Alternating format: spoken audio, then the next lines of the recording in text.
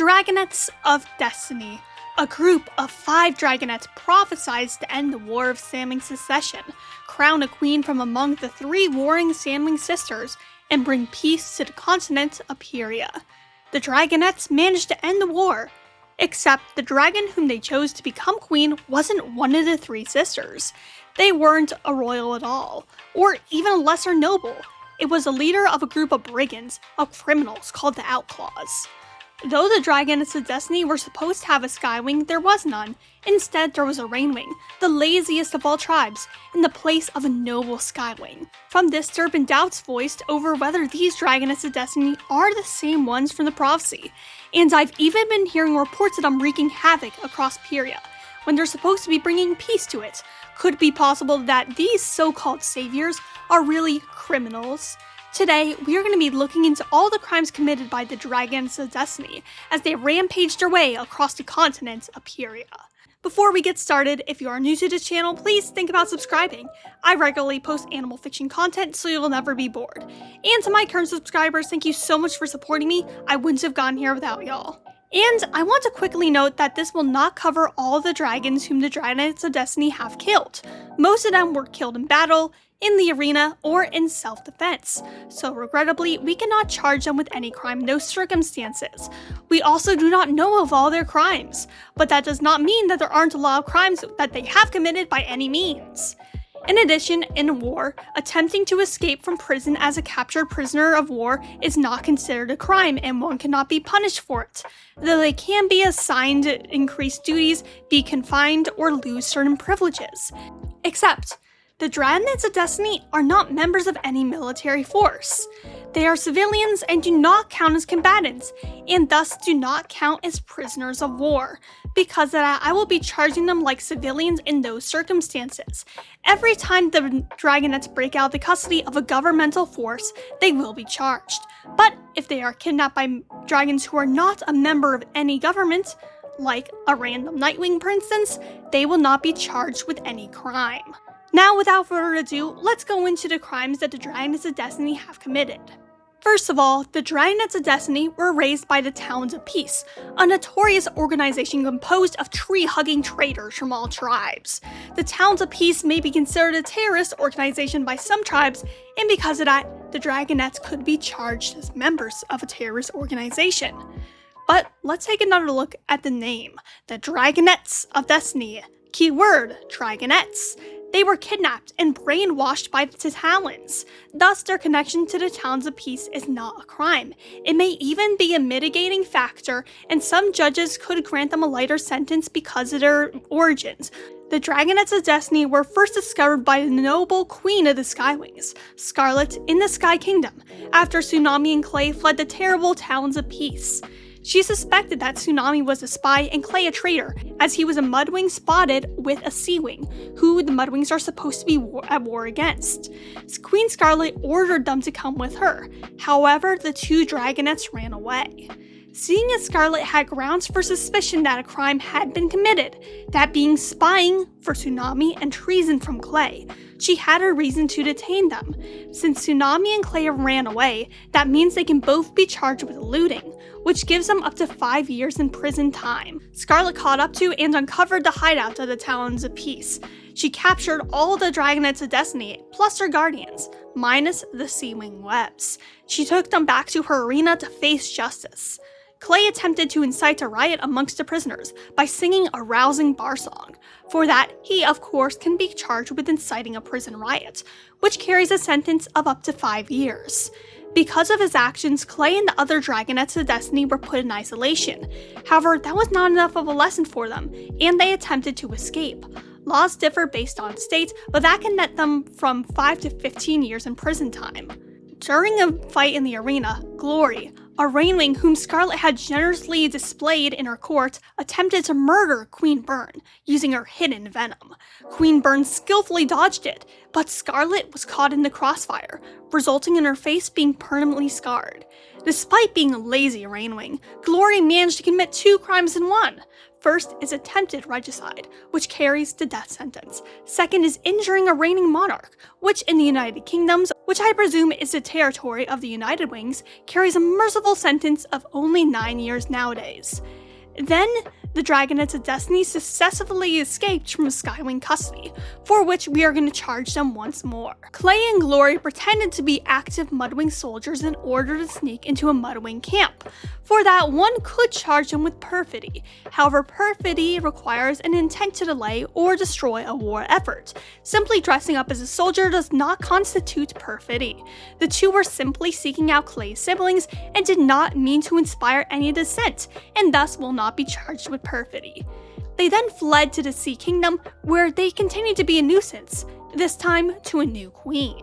Upon meeting the Dragonets of Destiny, Queen Coral graciously accepted her lost daughter and her friends. Soon after the DoD's arrival, a dead Skywing was discovered. Tsunami was shown the body, and despite knowing the Skywing's identity as her former guardian Kestrel, neglected to tell Queen Coral. She thus impeded an investigation, which carries a sentence of 5 years in prison.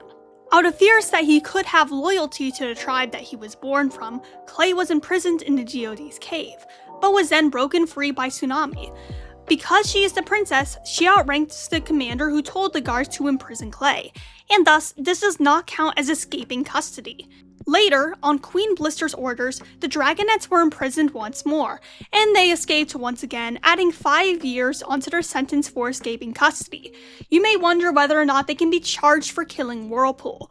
In that case, killing Whirlpool is self-defense, so the Dragonets will not be charged, neither will an enemy. The Dragonets then emerged once again in the Ice Kingdom. They lured Queen Blaze out from her shelter, unguarded. Then, the Nightwing assassin Deathbringer appeared and attempted to kill Blaze. Shockingly, this was not an ambush set by the Dragonets.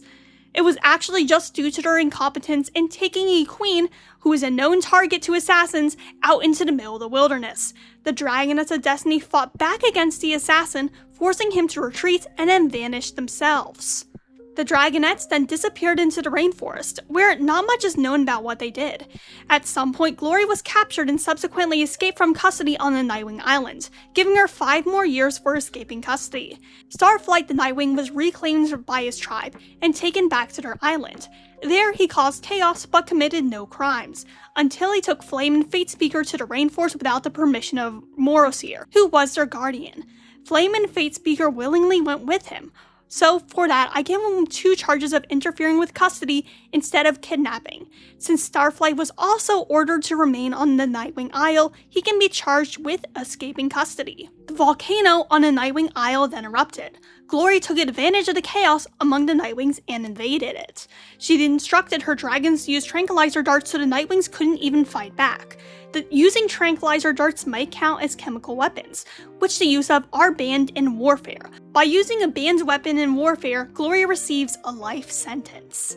The Nightwing Island was destroyed, and its residents fled to the Rainforest. Glory took advantage of that, and forced the refugees to swear allegiance to her to stay there.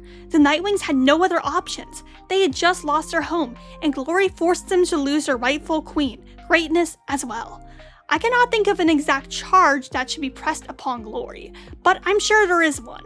So just keep that in your mind when it comes to sentencing. Sunny was kidnapped by 3 disgruntled Nightwings. She broke free from them and began terrorizing them in return.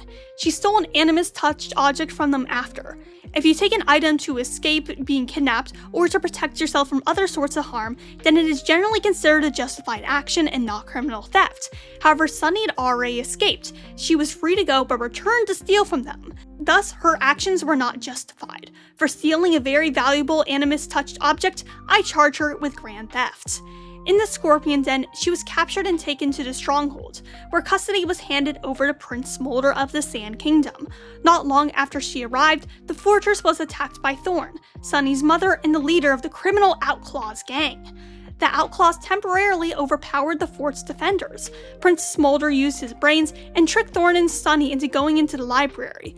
There, he locked them in, but using fire, they were able to escape. For that, I charged Sunny with escaping custody. Now you may be thinking, why are you charging Sunny for this? She's with Thorn, who is a combatant, but no, Thorn isn't. She is not a part of any government and is not fighting in the war. She is the leader of a gang. She is a criminal, not a queen, not a soldier. And that brings us to the end of the Dragonets of Destiny's crime spree. Today, the criminal Thorn reigns upon the Sandwing throne. The Dragonets teach at the so-called Jade Mountain Academy, and Queen Glory rules over not only one but 2 tribes. But are these the type of dragons that you want teaching your dragons or ruling over you? Here are all their sentences. Clay, eluding, 5 years. Attempted escape from custody times 3, 15 years. Inciting a riot, 5 years.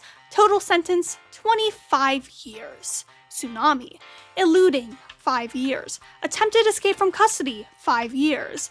Escaping custody times 2, 10 years. Impeding investigation, 5 years.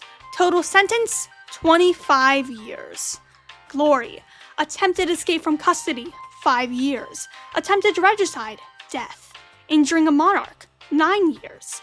Escaping custody times 3, 15 years. Chemical weapon, life in prison.